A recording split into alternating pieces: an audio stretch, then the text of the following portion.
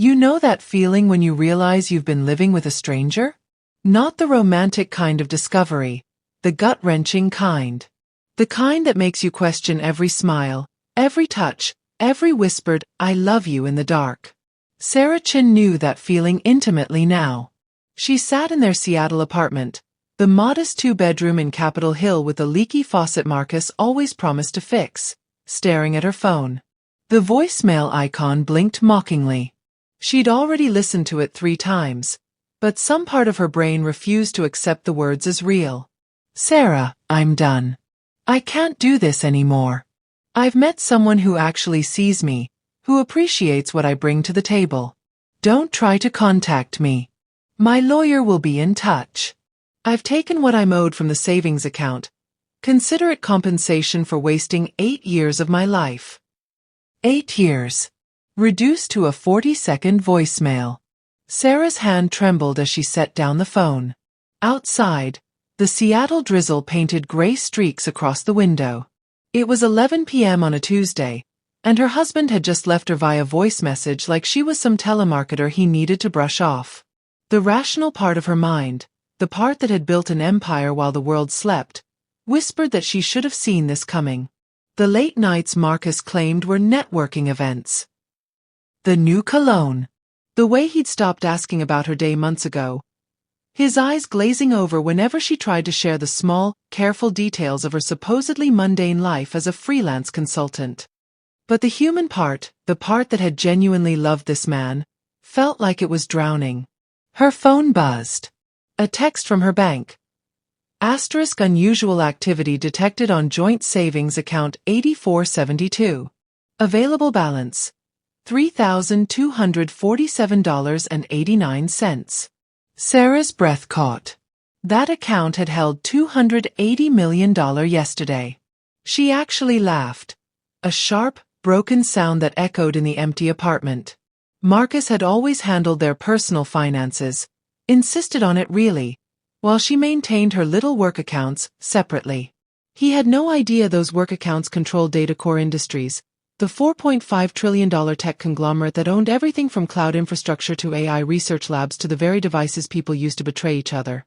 He'd stolen $280 million from his own wife. No, he'd stolen $280 million from the woman who employed 47,000 people across 6 continents. The woman who'd been supporting his entrepreneurial ventures for years with company consulting contracts he thought he'd won on merit. The woman who'd quietly paid off his business school loans, his failed startup debts, his father's medical bills, all while he complained about feeling financially emasculated in their marriage. Sarah walked to the bedroom, muscle memory guiding her to the closet. She pulled out the box from the top shelf, the one Marcus never bothered to look in because she'd labeled it seasonal decorations. Inside, beneath packing paper, was a tablet, encrypted, biometric locked, connected to systems that would make the NSA envious. She pressed her thumb to the screen. The device hummed to life, displaying real-time data streams from Datacore's global operations. Revenue tickers. Market positions. Security alerts. And there, flagged in red by her personal AI assistant. Personnel incident. Executive level. Requires immediate attention. Sarah tapped the alert. A file expanded, and she found herself looking at a photograph of a woman she'd never met in person but whose employment records she knew by heart. Victoria Hayes, 34. Senior Vice President of Strategic Partnerships. Stanford MBA. 6 years with Datacore. Performance reviews. Exceptional. Compensation. $890,000 annually plus stock options currently valued at $12 million. And apparently, Marcus Chen's mistress. The report, compiled by Datacore's discreet internal security team within minutes of the unusual account activity, laid it all out with brutal efficiency. Credit card receipts from hotels. Expense reports that coincidentally overlapped with Marcus's business trips. Text messages recovered from company servers. Victoria had foolishly used her work phone. Can't wait to leave that boring life behind, baby. You and me, we're going places. With that money, we can finally live the way we deserve. Sarah felt something shift inside her chest. Not heartbreak anymore. That had already happened. This was colder. Clearer. She opened a new window and began typing. Let me tell you something about power. The real kind, not the flashy kind. Real power is quiet. It's patient. It's the difference between screaming and simply changing the rules of the game. Sarah had learned this from her grandmother, June Chen, who'd fled China with nothing but an encryption algorithm in her head and built the foundation of what would become data core.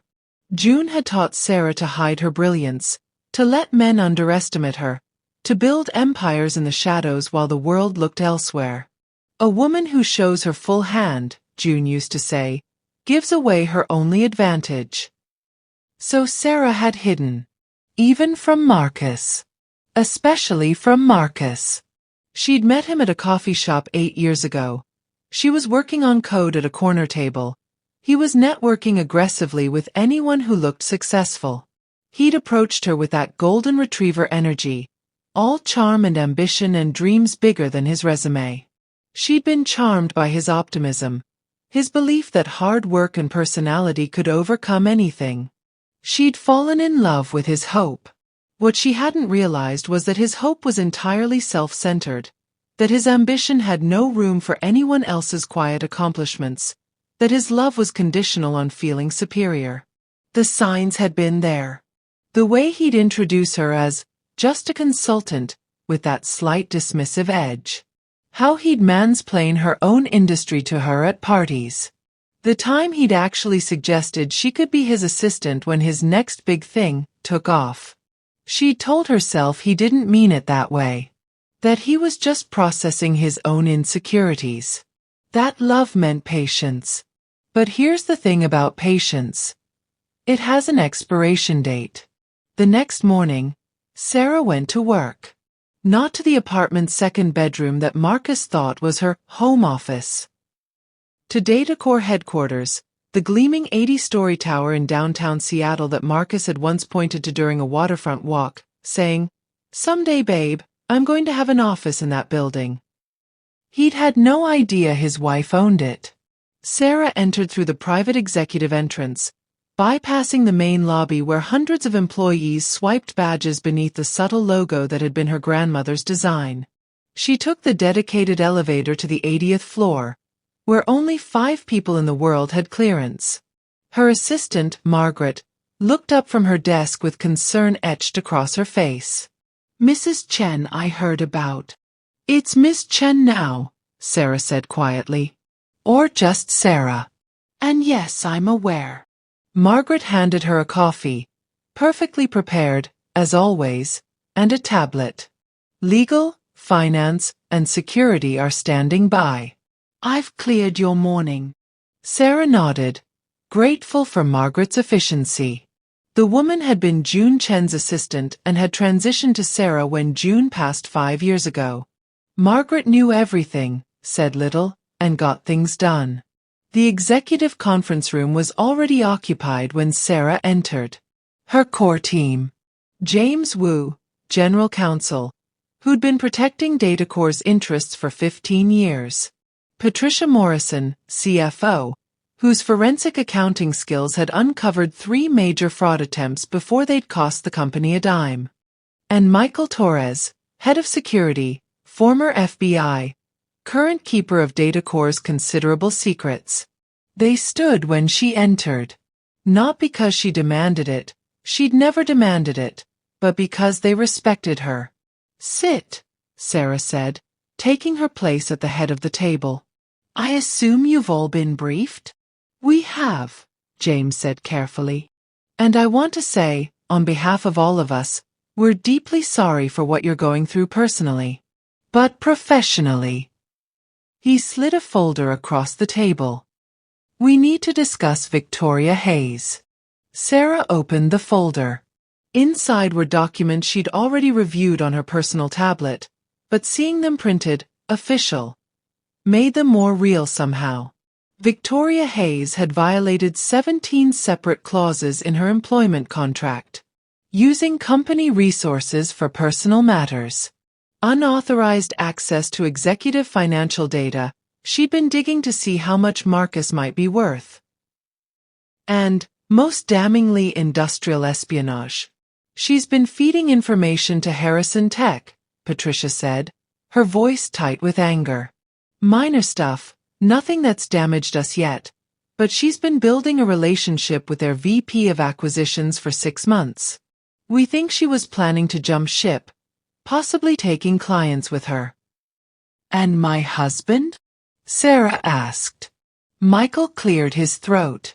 Marcus Chen was her unwitting access point.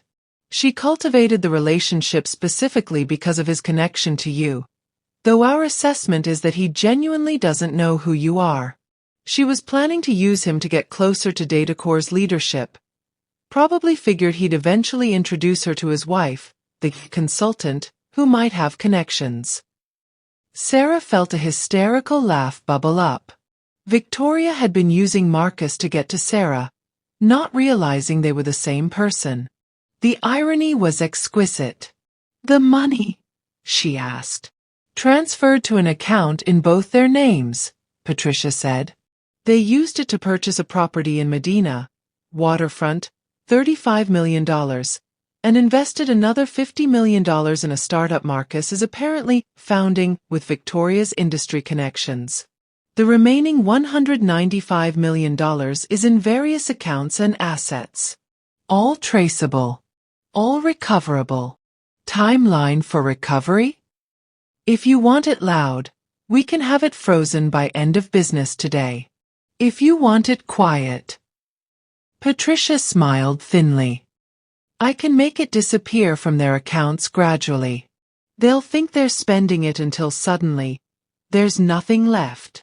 Sarah considered this. The vengeful part of her, the part that was still reeling from that voicemail, wanted loud. Wanted Marcus to wake up to frozen accounts and Victoria to face federal charges. But the strategic part, the part that had built an empire, saw a better path. I want them to have enough rope to hang themselves, Sarah said. Let them spend. Let them celebrate. Let them think they've won. She looked at James. How long until the purchases and investments can't be easily unwound? Real estate closing is in 2 weeks. The startup investment. They're meeting with additional investors next week. If those meetings go well and more money comes in, backing out becomes complicated. Perfect. Sarah leaned back. Here's what we're going to do. You ever watch a sandcastle getting built right before the tide comes in? That's what the next 2 weeks were like. Sarah watched, through discreet security reports and financial tracking, as Marcus and Victoria built their dream life. The Medina mansion with views of Lake Washington. A Tesla for her. A Porsche for him. Dinners at Canlis and the Herb Farm where they celebrated their brilliant plan.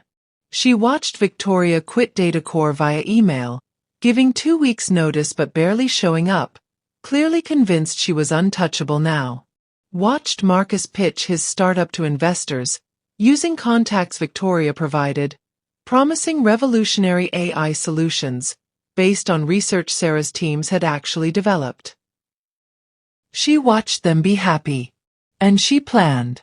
Her divorce attorney, the most expensive in Seattle, had filed papers quietly. Marcus would be served after the real estate closing, after the money was truly spent, after there was no easy way back. But the professional side required more delicacy. Victoria had violated her contract, yes, but Sarah wanted this to be airtight. She wanted Victoria to understand exactly what she'd lost. On day 12, Sarah called a board meeting. Datacorp's board of directors consisted of 7 people.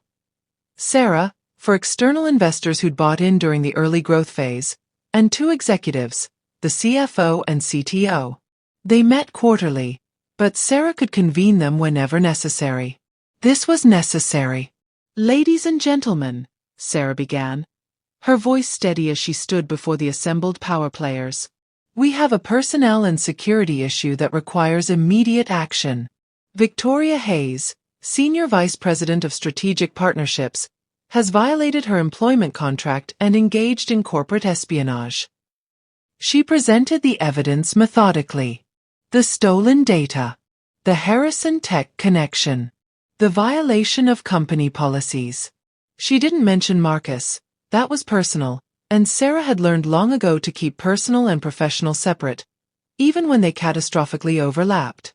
My recommendation, Sarah concluded, is termination with cause, immediate revocation of all stock options and unvested equity, and legal action to recover any proprietary information she may have shared externally. The vote was unanimous. But Sarah wasn't done. There's more, she said.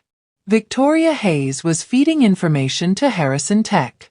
I propose we use this to our advantage. She outlined her plan. Feed Harrison Tech false information through carefully controlled leaks, making them think they were getting insider intelligence. Let them make strategic decisions based on faulty data. Then, when the time was right, Data Corps would make moves that would catch Harrison completely off guard. It was elegant. It was ruthless. It was approved. On day 14, Marcus and Victoria closed on their Medina mansion. Sarah knew because she received an alert from the financial tracking system. She was in her real home, a penthouse in Belltown that Marcus had never seen, that she'd bought under her corporate identity, when the notification came through. She stood at the floor-to-ceiling windows, looking out at the city she'd helped build with technology and infrastructure investments, and felt nothing. That was new. For 2 weeks, she'd cycled through anger, grief, betrayal, fury. But now, watching the final pieces fall into place, she felt only a cool, clear certainty. Tomorrow, Marcus would be served divorce papers. Tomorrow, Victoria would be fired.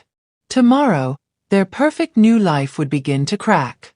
But tonight, Sarah had one more thing to do.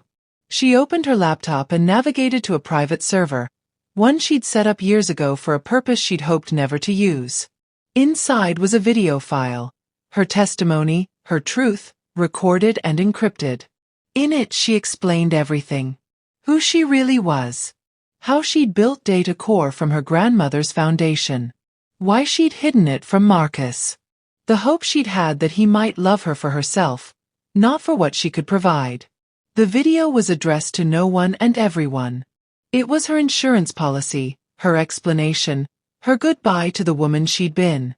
Sarah watched herself on screen, the version from 8 years ago, young and hopeful and so stupidly trusting, and felt a wave of grief for that girl. Then she closed the laptop and ordered dinner from her favorite Thai place. Tomorrow would be brutal. Tonight, she'd allow herself to feel human. After all, revenge is a dish best served cold. But first, you have to cook it.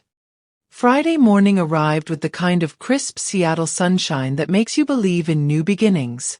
Sarah woke up in her penthouse, did her usual morning routine, meditation, coffee, reviewing global Data Corps operations, and dressed in a Tom Ford suit that cost more than the monthly rent on the apartment she'd shared with Marcus. Today she would be visible. At 9 a.m., a process server would knock on the door of that Medina mansion and hand Marcus divorce papers. At 9:30 a.m., Victoria Hayes would be called into what she thought was a routine meeting with HR. Sarah would be there for neither. She didn't need to be. The system she'd put in place would execute flawlessly.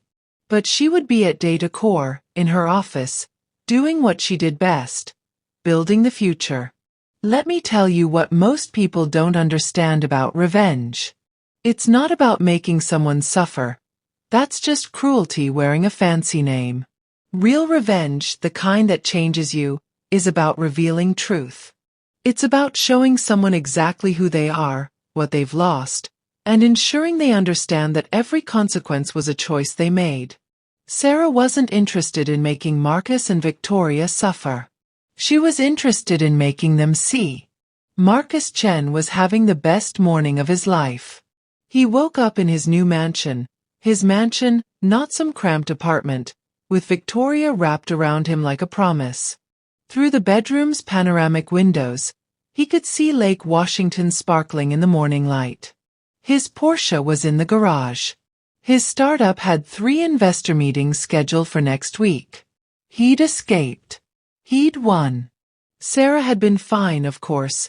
He'd checked their old joint account yesterday, seen that she'd managed to scrape together a few $1,000s, probably from her consulting work.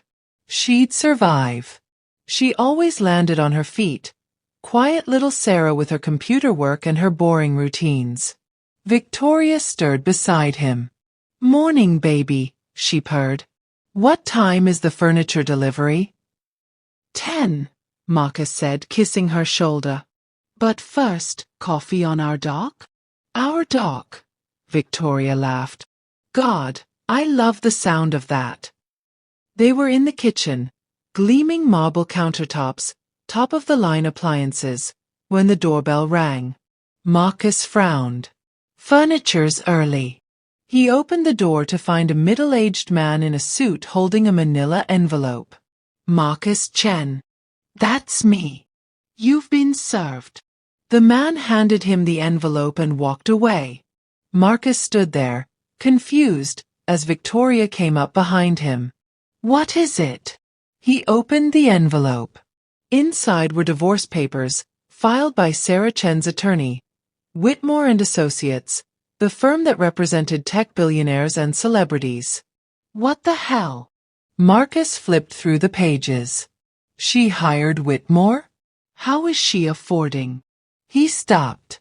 There on page 3 was a line that made his blood freeze. Petitioner Sarah June Chen, in her capacity as private individual and as founder/CEO of Datacore Industries, LLC, seeks immediate dissolution of marriage and full recovery of marital assets obtained through fraud. Datacore Industries? Victoria's voice had gone shrill. That's where I worked. They stared at each other. "No," Marcus said. "No, that's impossible. Sarah's a consultant. She works from home. She makes maybe $80,000 a year." His phone rang. Unknown number. He answered it automatically. "Mr. Chen, this is Patricia Morrison, CFO of Datacore Industries. I'm calling to inform you that the $280 million you removed from joint savings account 8472 was corporate property held in trust. We're filing criminal charges for wire fraud and embezzlement. The FBI will be contacting you within the hour. I suggest you retain counsel." The line went dead. Marcus felt the room tilt.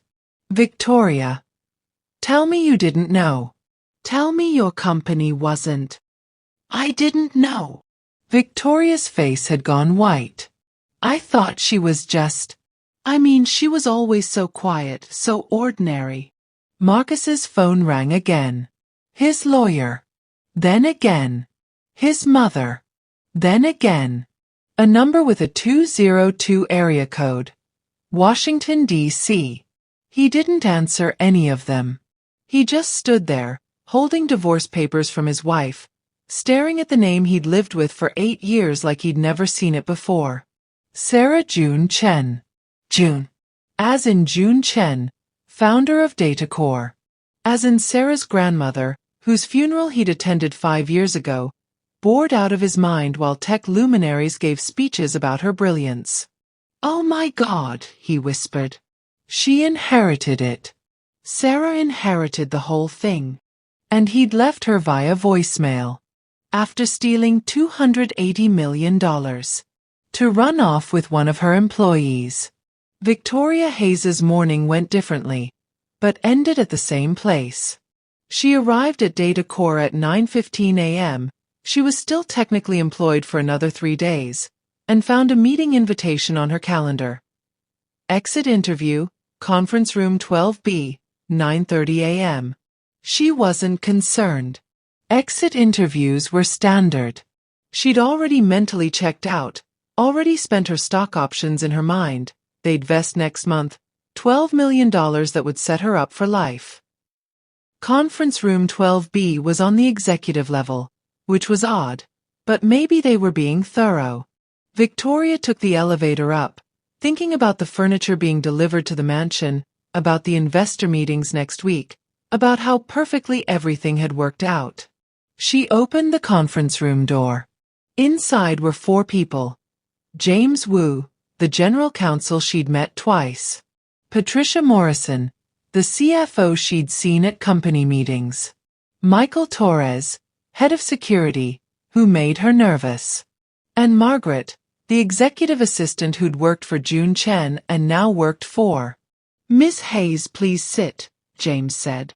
Victoria sat, suddenly aware of how quiet the room was. "I thought this was an exit interview?" "It is," James said. "But not the kind you're expecting. Ms. Hayes, you're being terminated for cause, effective immediately. Your stock options are forfeit. Your company laptop, phone, and credentials have been remotely deactivated. Security will escort you from the building." Victoria's mouth fell open. "What? You can't. I haven't done anything." Patricia slid a folder across the table. "You've violated 17 clauses in your employment contract. You've accessed confidential financial information without authorization. And you've shared proprietary data core research with Harrison Tech in exchange for a promised position that will, I should mention, no longer be available to you. Harrison Tech has been informed of your activities," James continued. "They're distancing themselves rapidly.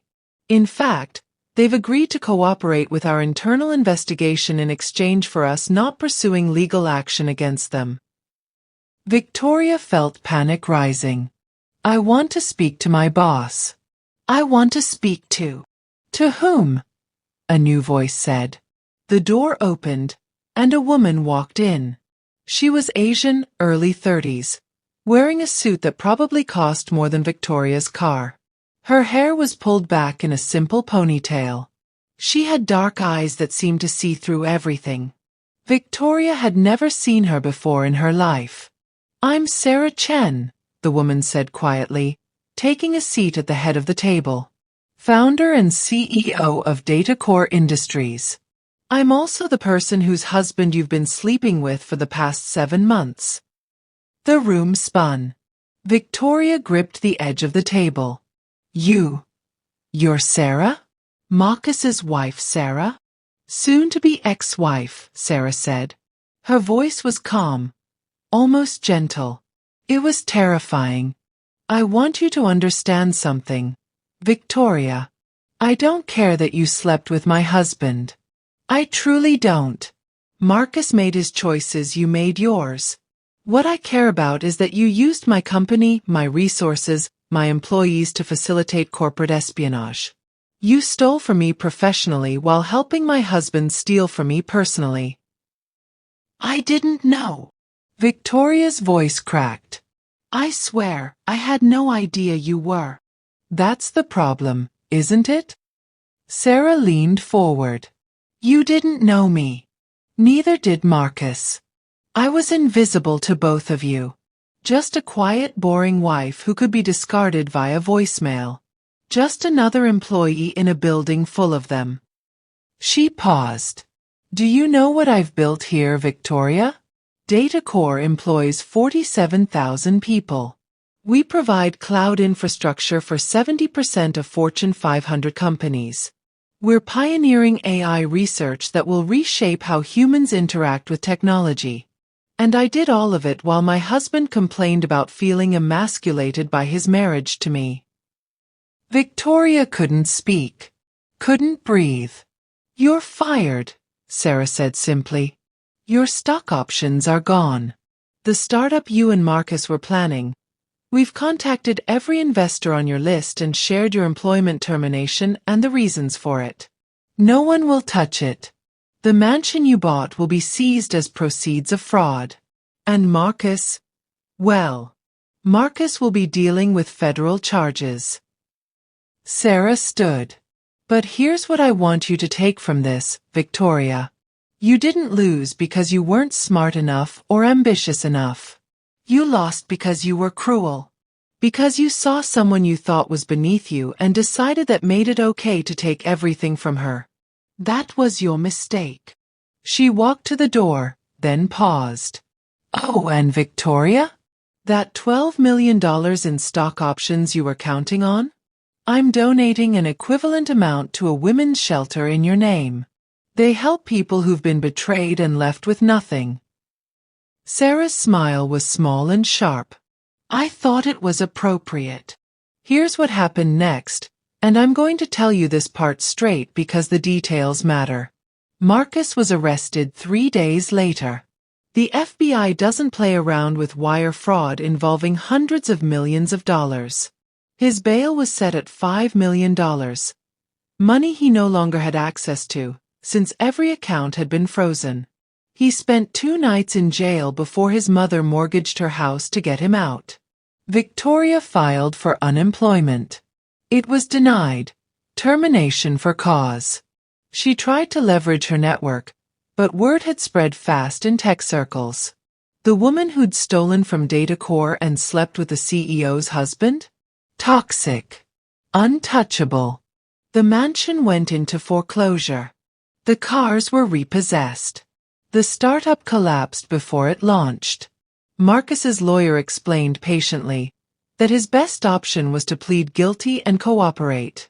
The prosecution had everything: bank records, emails, text messages. Fighting it would mean years in court and millions in legal fees he didn't have. And Sarah? Sarah went back to work. But that's not the end of the story. Because revenge, real revenge, isn't just about watching someone fall. It's about what you build from the ashes. 2 months after the divorce was finalized, Sarah did something she'd never done before. She went public. Not with the whole story. That remained private, protected by NDAs and legal settlements. But she stopped hiding. She started appearing at tech conferences, gave interviews about DataCore's future, allowed herself to be photographed at industry events. The tech world was stunned. June Chen's granddaughter had been running the company for 5 years. The mysterious CEO who'd always sent executives to represent her was this quiet, brilliant woman who'd revolutionized 3 different sectors while married to a man who'd tried to rob her blind. The narrative wrote itself. Sarah didn't have to say anything about Marcus or Victoria. The story leaked anyway, because stories like that always do. And instead of seeming weak or victimized, Sarah emerged as someone who'd been playing chess while everyone else played checkers. Investors clamored to meet with her. Competitors suddenly got very nervous. DataCore's stock price jumped 18% when she gave her first public keynote. But the moment that mattered most to Sarah happened 3 months post-divorce. She was in her office, the real one, the one Marcus had never seen, when Margaret buzzed her. There's a woman here to see you. No appointment. She says her name is Rachel Morrison and that you'll want to hear what she has to say. Sarah almost said no. Her schedule was packed. But something about the name made her curious. Send her in. Rachel Morrison was young, mid-20s, and nervous. She clutched a portfolio bag like a lifeline. Miss Chen, I'm so sorry to barge in like this. I know you're busy. I worked, at Harrison Tech. I was Victoria Hayes's contact there. Sarah's expression didn't change. Go on. I didn't know what she was doing. What we were doing. I thought it was normal competitive intelligence.